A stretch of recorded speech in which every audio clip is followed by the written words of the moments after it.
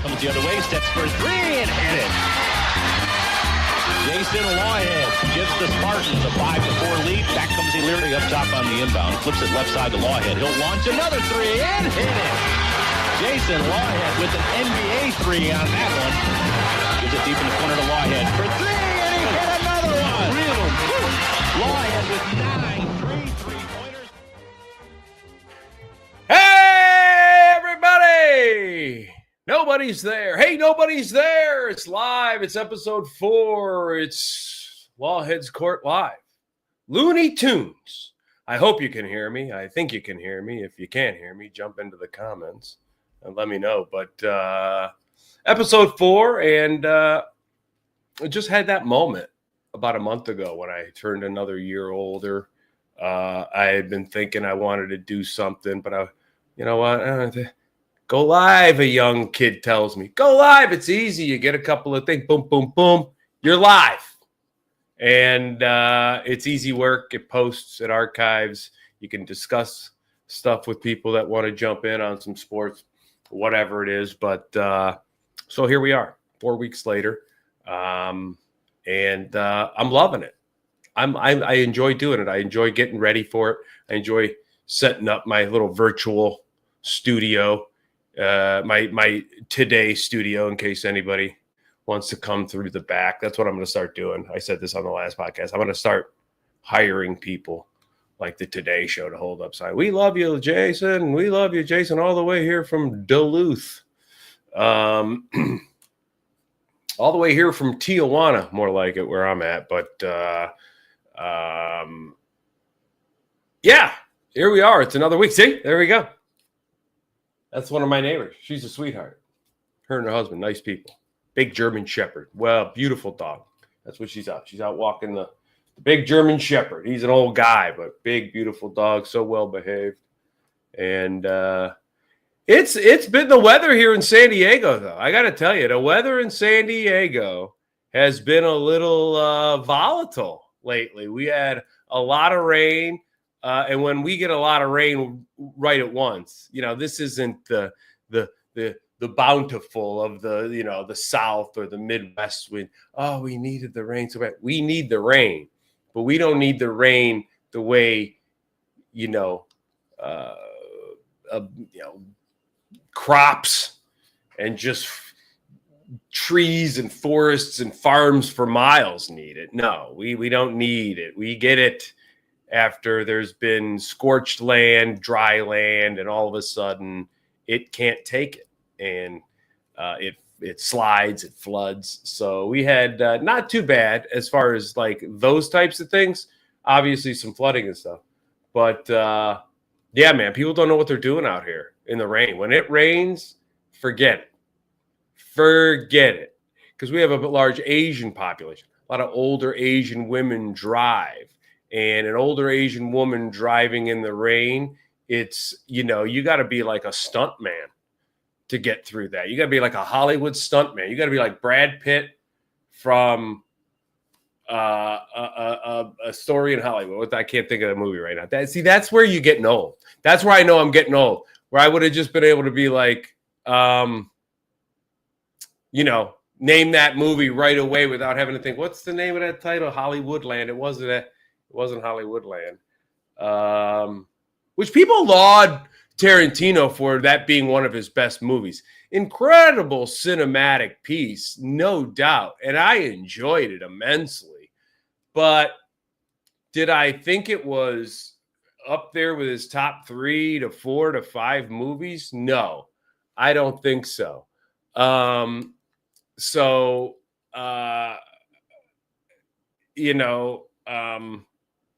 Anyway, what the hell was the name of that movie now? Hollywood movie. Hollywood. Tarantino. Once Upon a Time in Hollywood. Damn it. Wake up. So since nobody's watching right now, I'm going to check a text.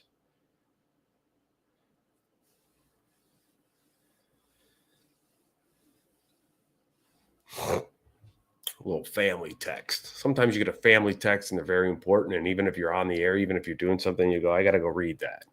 And so that family text was a positive little update of some things. But,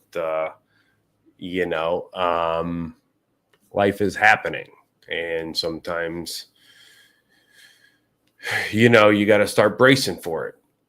I'm at the age right now, the youngest is 7 siblings with my parents, God willing, still sharp as can be, still above the ground. My dad's going to be 88 in a couple of weeks. My mom's a couple of months after that. But, you start, this is when you start getting the texts of, somebody's got to have to be seen for this or have this procedure when you're your parents, and you just you hope for the best. So anybody else out there going through that, it's never easy to just know how vulnerable your mom or your dad might be right now in a situation, and you just hope that whatever they do and the doctors go A-okay, and they've, believe me, they've been doing it.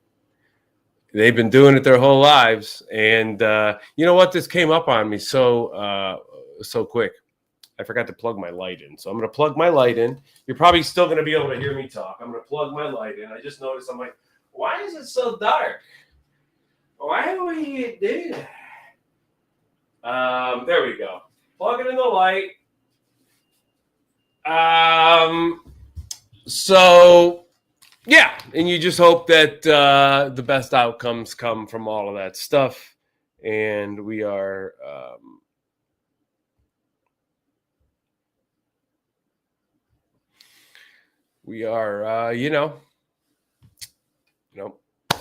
life moves, and it chooses weird times to get a text or a phone call.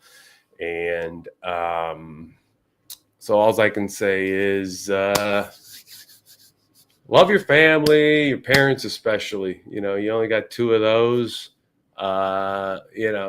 Siblings, a lot of times you can have closer ones than others, and that's the way it is. That's just life. Happens all the time. But parents, they are a commodity to come by. Especially, I had good parents, man. They did their best. They were good teachers. They were supportive. They still are. They come to all my shows. Even my mom's in a walker. She's at the show at Hilarities on Sunday night in cold, rainy weather. And so Pops, same thing, just enjoys it all. But so right there. So I'm starting the show, and I knew I was starting the show today under some texts that have been going on. Obviously, a couple of phone calls have been made earlier in the day. And so without saying too much and just letting, the good energy and the good vibes come from whatever comes, that's what I'm going to do. And just kind of, do this podcast, check in later, check in the rest of the day, and hope everything's going really well. But meantime, nobody's watching, nobody's commenting. And so I'm just going to talk. I'm going to talk the world, man. The world is it's a wild place right now. I mean, I'm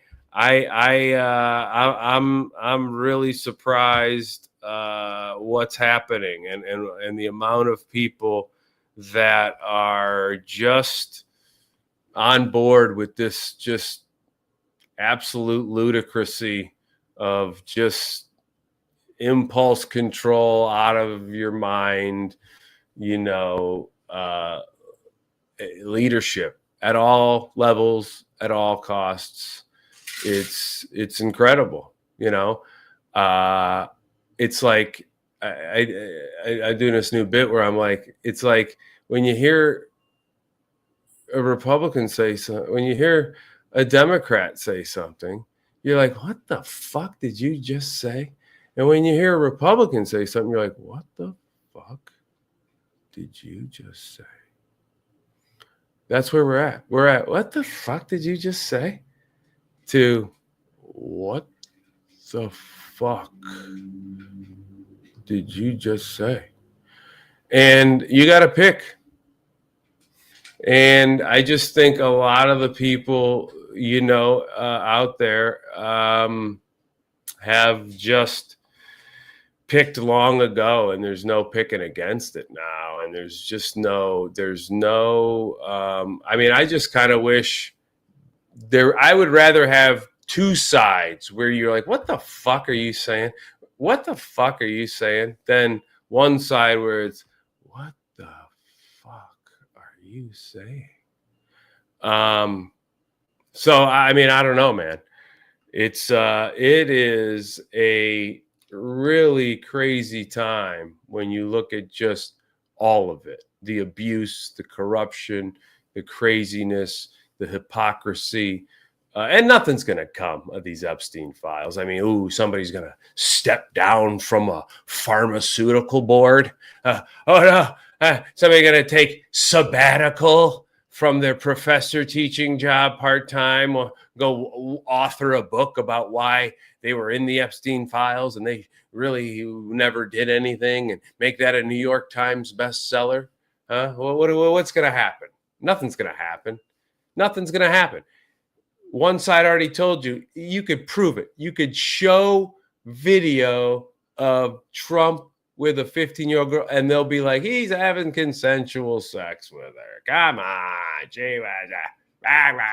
They could have that all the way to the end, and it's going to be nothing. And you're going to have nothing on him. And the Democrats are still going to just keep walking into that door if there isn't anything. So either way, and then nobody on either side, even if they're whatever the degree of a perceived guilt even is, or proven guilt, or whatever it is, nobody. That's the saddest part of all the leadership in America, is that it is just totally off the rails, and we're living in it, man. It's crazy. It's a Looney Tunes, man. That's why I named this a Looney Tunes. Every channel is Looney Tunes.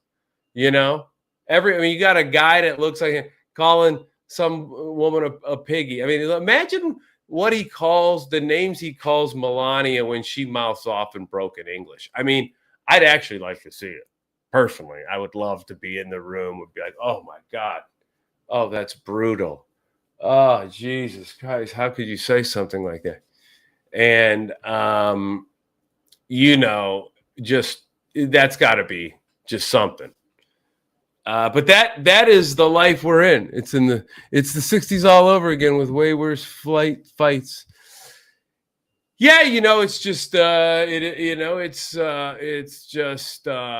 it's sad to be in this situation with the climate in this country, and it's just it's hard to look at, it's hard to watch. It's I'm so glad I don't, other than being a comedian and piping in maybe a post intended to be funny for the most part with a punchline, piping in with a perspective every now and again, but living my life, my real life, far away from that. You'll never find me in someone else's post being like, well, what are you talking? You'll never find me do that. You might find me reply to somebody on one of my posts. Mainly, a lot of times I won't even post back because the post is just kind of what I mean, and I move on to some other creativity. But for the people that are embroiled in it, for some people who just like are living it and just like, defend everything for whatever side, whatever it is, and just see it through that kind of lens. God bless you. I just can't. I can't buy into any of it. You can, yeah. But it isn't though. I never really bring it on stage. I might make a joke that compares something, but I don't bring a political viewpoint on stage. I possess one. I'm an American. I have the right on a social media post or whatever, or some thought to have that and to try to articulate it the best way I can from the point of view I'm coming from. But it's not the world I delve into, and especially on stage.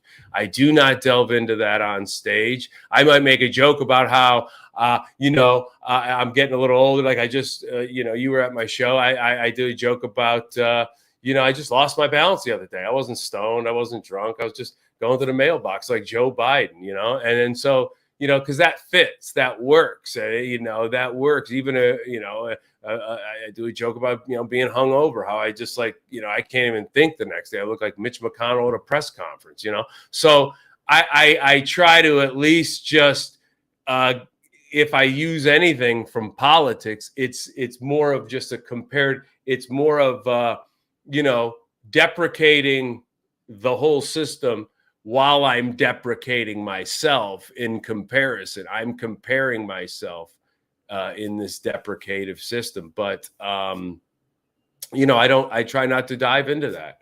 I think that on stage, people, no matter what their point of view is, they'd rather escape the Looney Tunes, and so they'd rather be just make me laugh, man, make me laugh. And if it's topical and it's funny, it's always going to be good. If it's clever and topical and funny, it's always going to be good. And so that's all there is for that. But it's alarming what is going on, and just the behavior and the mood and the prices, and we are just doing a little itsy bitsy Thanksgiving this year. It's just a streamlined, low, little chill budget type thing. We're gonna have a nice one, and we're gonna make a lot of great little dishes from scratch, but we're gonna use a lot of just basic small part. I got the potatoes. We've got a lot of the other stuff, some Brussels sprouts. We're going to make some other arrangements. And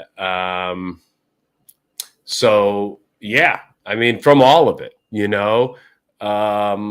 just, the whole vibe just does not feel good. It just, everything. It feels like everything is really kind of crumbling in a way where it's like sports right now is going through this baseball gambling, basketball gambling. The NFL's having just a blasé year. There's all kinds of different other outside things that's just staticking. It isn't just the political landscape, it's the news landscape and all of this stuff. So,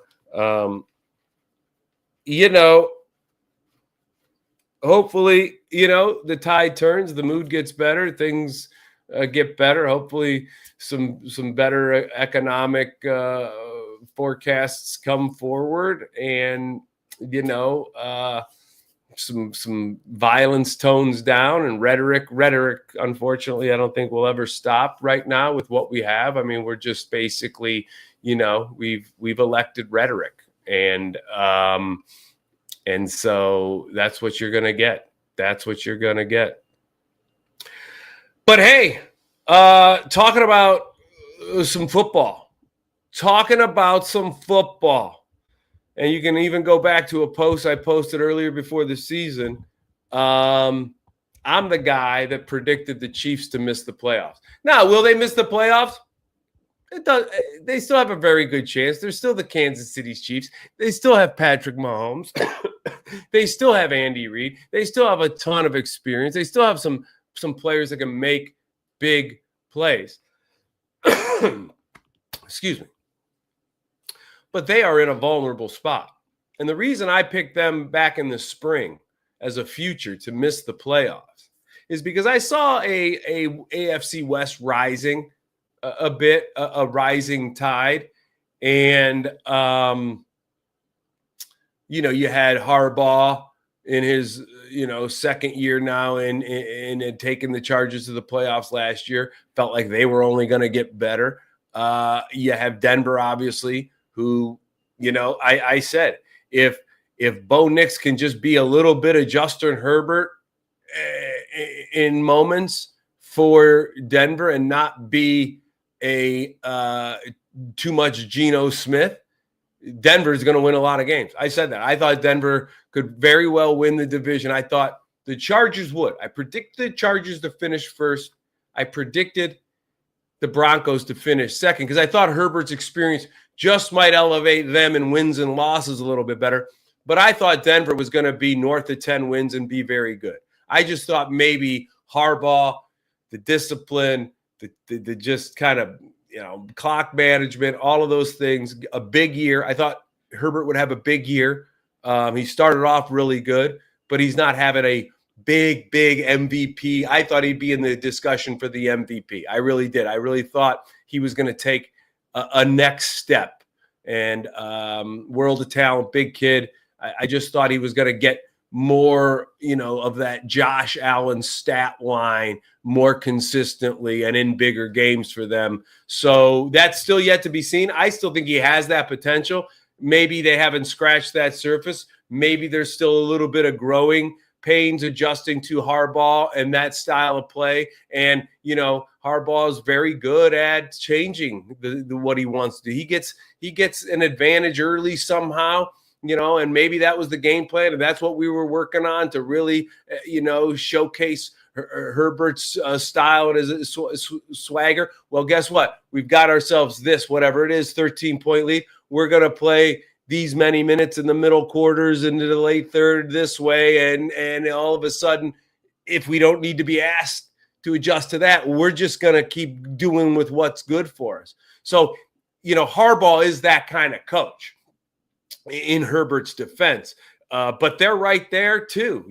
Wins and losses. They're like Denver. Other than Denver's win against Kansas City, it was a tug of war win, and it was a close win. But it was a pretty win. It's Denver's prettiest, closest win that they've had, and the Chargers. An ugly win is pretty for them, in my opinion. I just always think that if the Chargers win ugly, good for them. I mean, that's what Harbaugh wants to do. You want to win, just win. Like, that's all you want. Win the next game, no matter a win's a win, right? And if you win ugly, that means you're the better team at winning ugly. And there's a lot of opportunities in the NFL to win an ugly football game, especially this season. There just isn't a lot of great football this season. The Rams took down the Seahawks in a weird game. I'm not even sure what to think about that game. I'm not even sure what to think about who's the best team out of them, and are those two anywhere near to being the best team? I mean, New England, is that a flyer at 9-2? They lost to the Raiders in week 1. Doesn't really mean anything because you look at the game film, you figure out, man, first game jitter. We just over-expected something that we didn't produce. Let's go back to the drawing tape. Maybe they are. I mean, is Drake May, a guy that can take that type of team out of an AFC that's supposed to be good? On paper, the AFC coming in is Bills, Ravens, Rodgers in Pittsburgh, Burrow in Cincy, the whole AFC West, Chiefs just because, right? Chargers in the playoffs, Broncos in the playoffs. Maybe the Texans get it right again. Who knew that Indy would come out of where they're coming out? Are they for real? Can they, kind of summon what it takes to be a team that can get through an AFC, especially an AFC playoff picture that might not look like the ones we've seen in the past few years where it's like, well, it's either Baltimore, Buffalo, and if anybody's going to beat KC, it's going to be one of those two teams. I mean, that's really been the narrative in the AFC playoff picture in the last few years. Well, this year, that narrative may change greatly. The Chiefs may not even be in the playoffs. The Ravens may not even be in the playoffs. And the Bills may be a team that doesn't look great going into the playoffs. So when this AFC playoff picture arises, and I might be wrong. I mean, who knows? Maybe the Chiefs, Bills, and Ravens go run the table right now, and they're all the top seeds going in. I mean, that's how crazy sports is, and that's how crazy something like that could happen. But what I'm saying is, I think based on what we've seen right now, the AFC playoff picture isn't going to be the one we've talked about in the past. The NFC, look, Philly, yes, that's probably going to look a lot like Philly, Green Bay, the Rams, San Francisco kind of back in it, even though they had a year off. Maybe San Francisco back in it.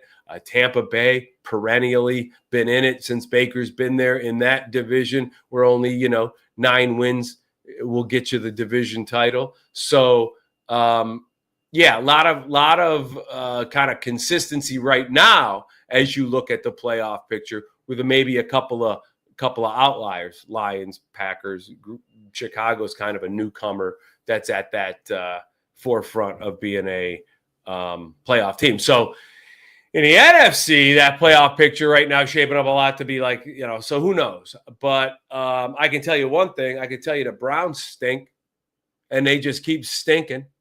And it's a shame that you can be that bad of a football team with that elite of a defense, with that kind of a defense that just offers you chances to win games almost week after week.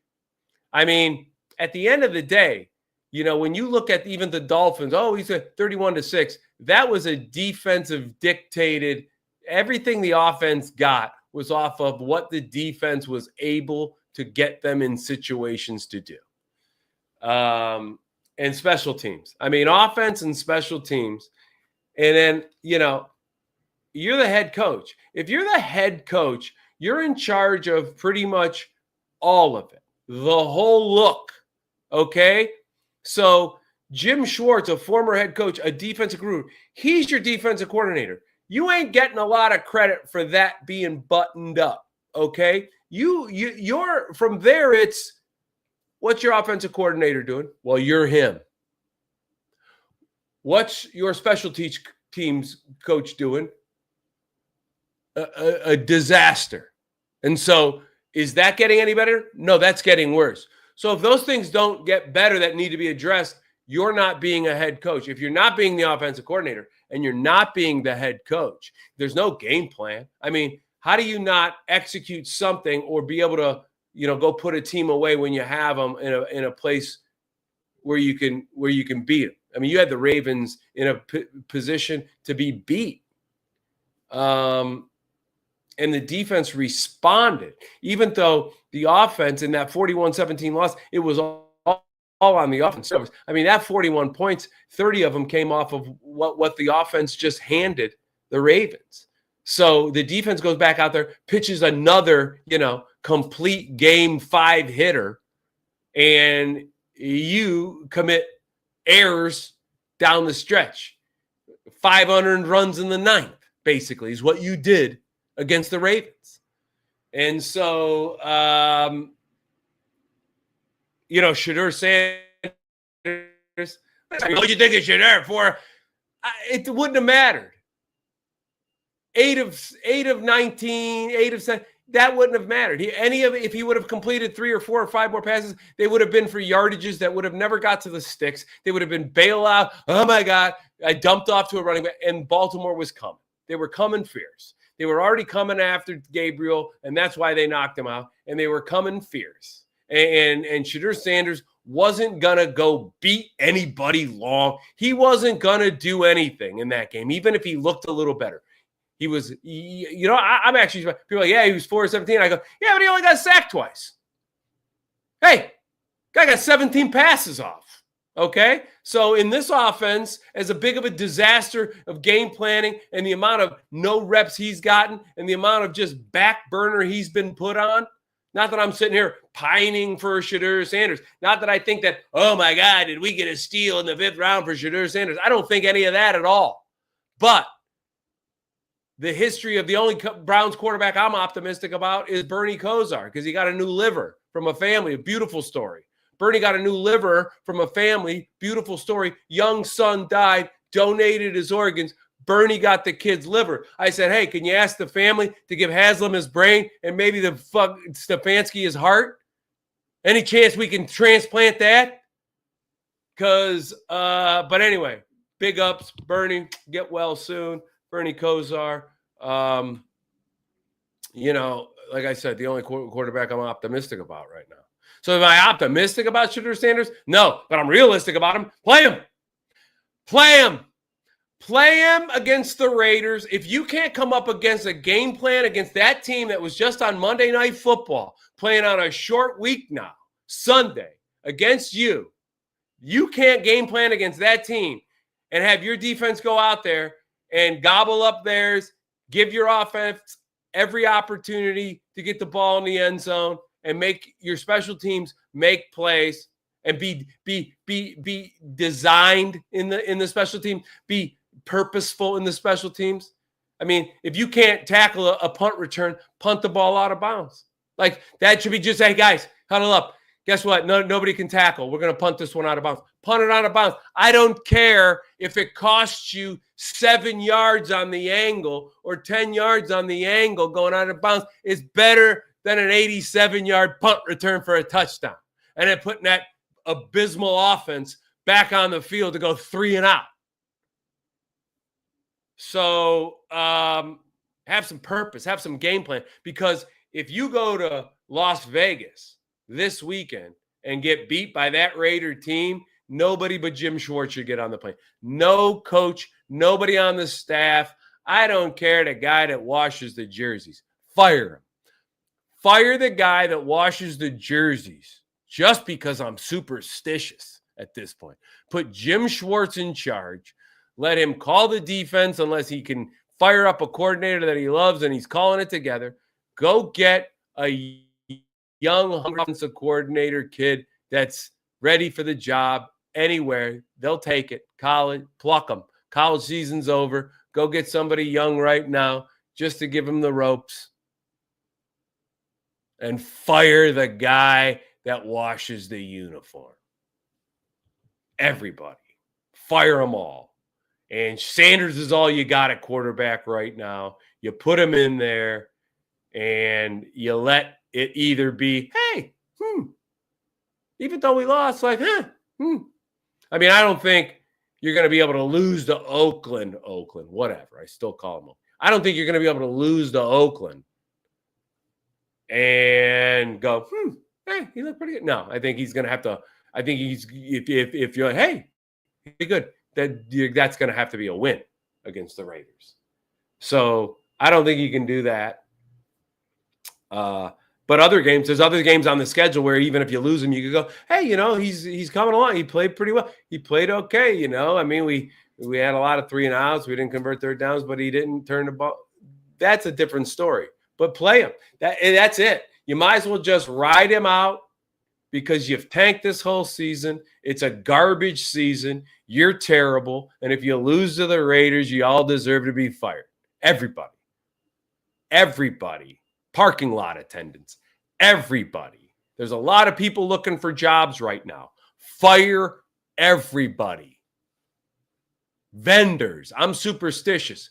Kill, like it's like how a mob boss is like, got to kill everybody. I don't even care if he's loyal deep down. I'm not sure if he is. Kill him. You think he'll talk? I don't think he will. Kill him. You got to do it. I mean, Haslam has to sell the team. I mean, believe me, I'm talking out of the one side of my mouth to be funny and just frustrated. Haslam has to sell the team because this is what it will always be.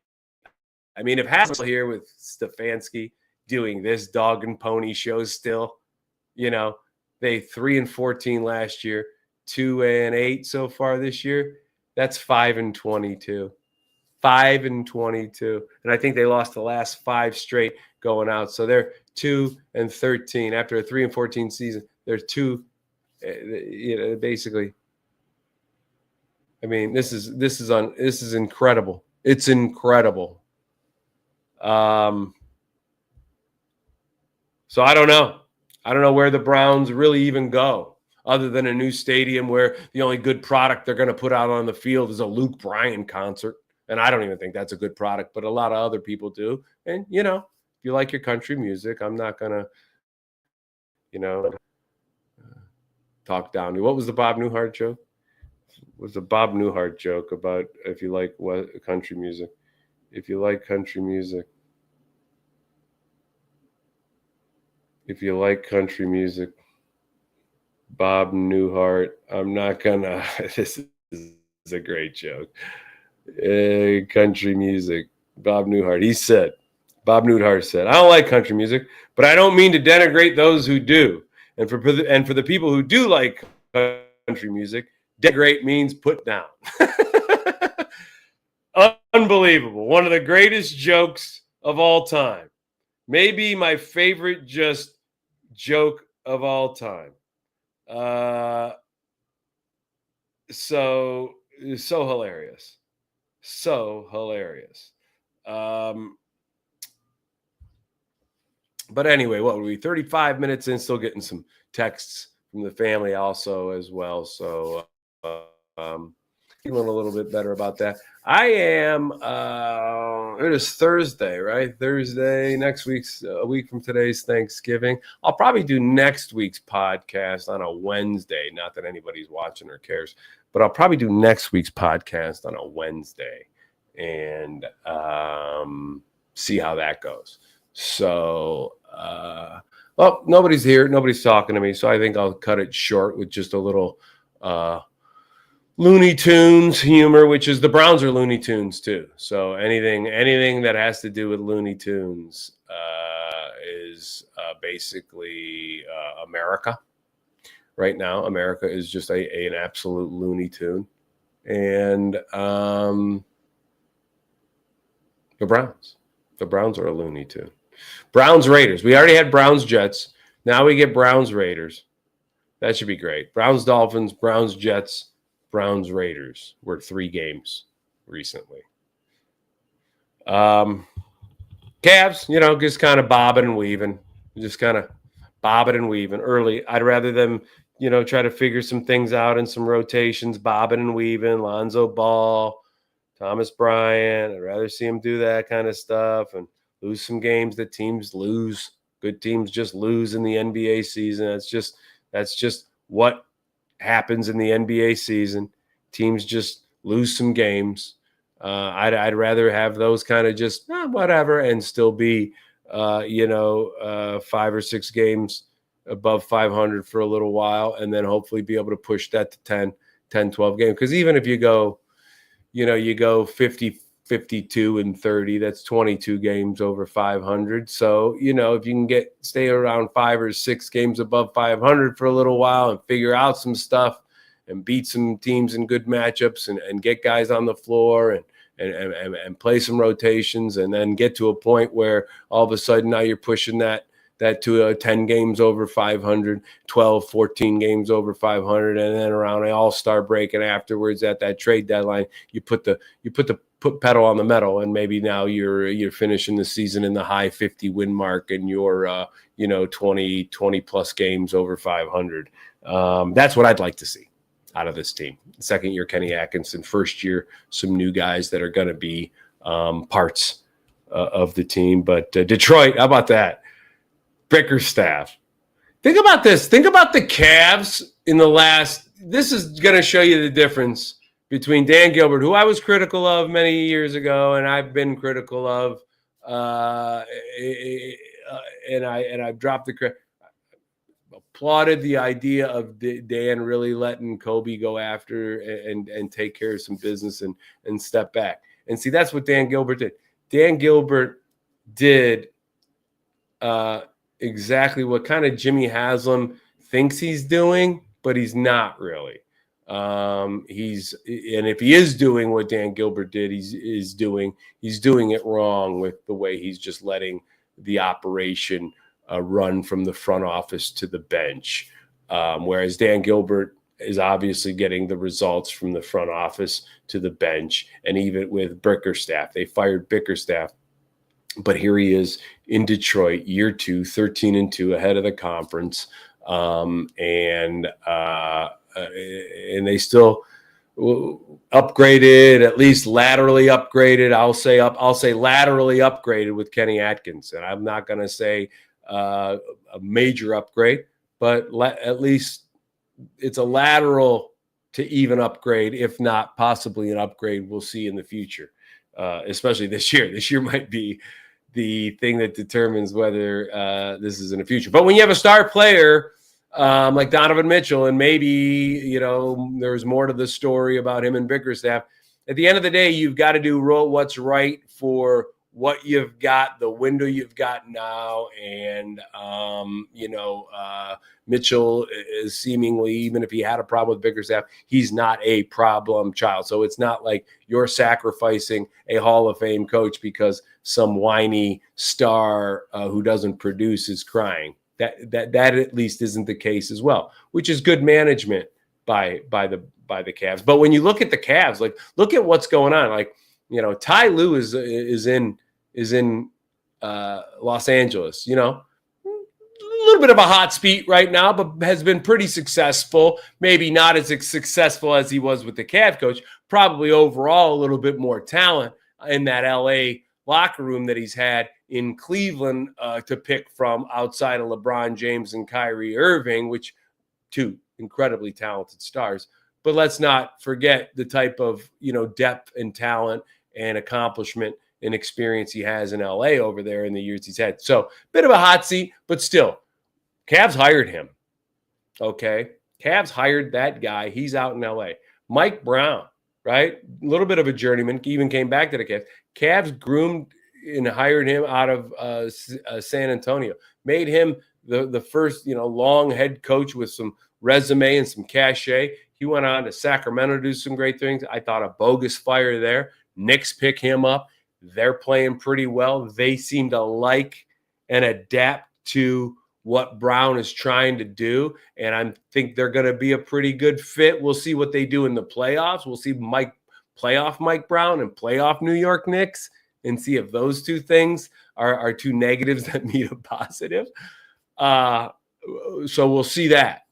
But we will also, there's another one out there. So there's Lou was hired by the Cavs. Brown was hired by the Cavs. And I think there's another one out there I can't think of.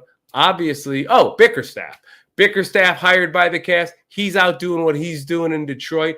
Atkinson, like I said, lateral to upgrade. Obviously, the regular season they had last year, major upgrade. Playoff loss, kind of a lateral move. It didn't really change what Bickerstaff had been offering the team in the postseason, but chance to go out there and get this way, like the way I'm talking about, right?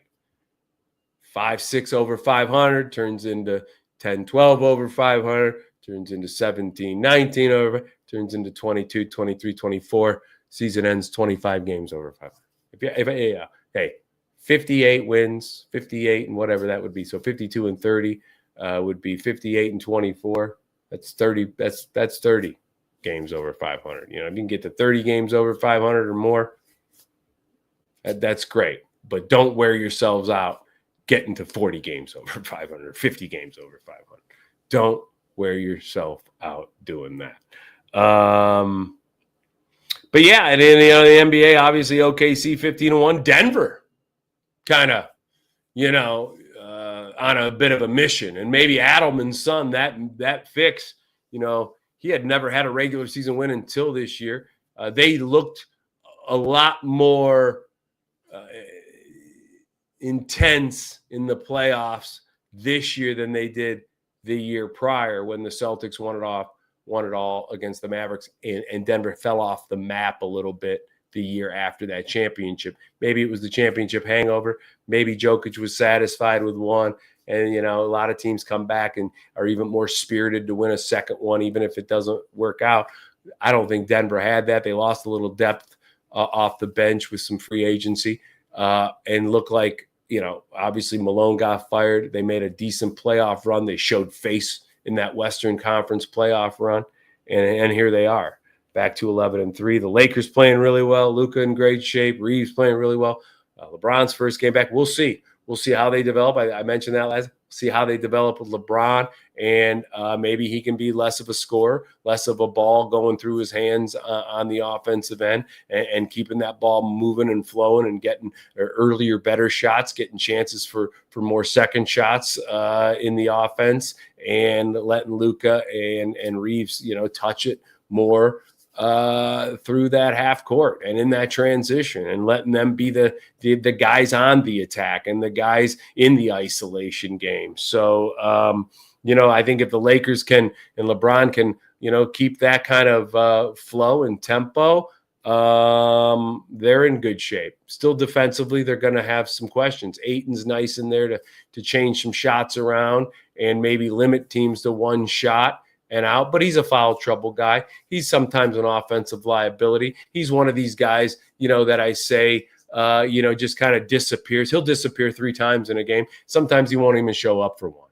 You got the guys like Karl Anthony Towns, Evan Mobley. They look great for so many minutes. They go one of the best players in the league that you ever seen, Julius Randle, and then they go disappear once or twice in a crucial third quarter run. They're dropping passes. They're committing a stupid offensive foul. They're turning the ball over.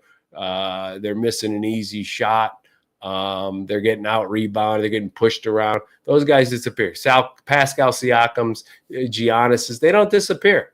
And even when they don't play their best game, they're in there doing something all the time, creating havoc and making the other team, have to, deal with it all the time and not capitalize off. You're not going to see teams capitalize off of what Pascal Siakam's doing out there.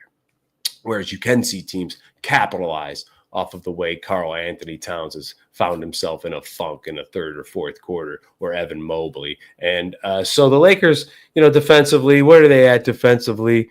They are giving up. Yeah, they're giving up 115 a game. So to put that into perspective, even though they're off to a 11-4 start, they're giving up 115 a game. OKC's giving up 106 a game.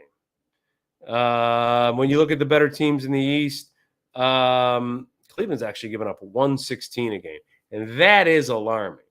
That is the one alarming thing I have noticed early in the season, and is the amount of points other teams are scoring against Cleveland.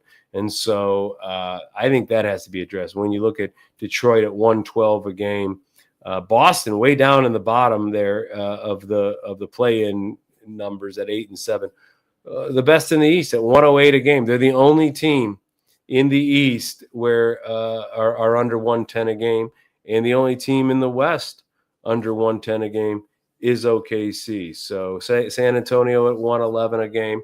So you've got all that. Those stats are early, but it shows you kind of what kind of team do you want to be? Do you want to be a team that has to win, giving up 115 or 116 points a game? I wouldn't want to have to be a team that has to win that way.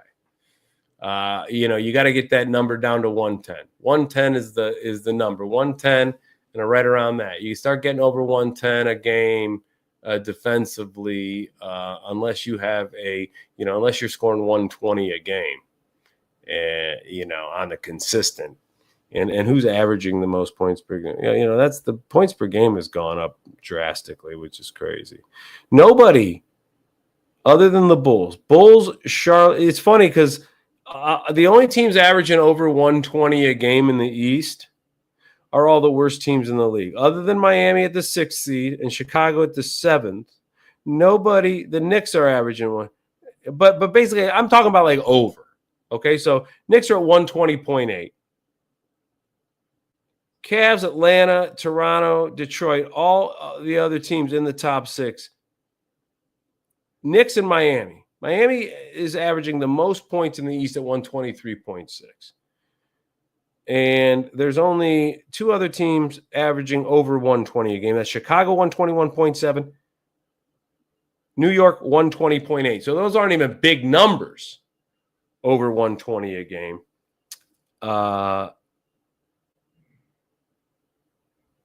And then the West has quite a few.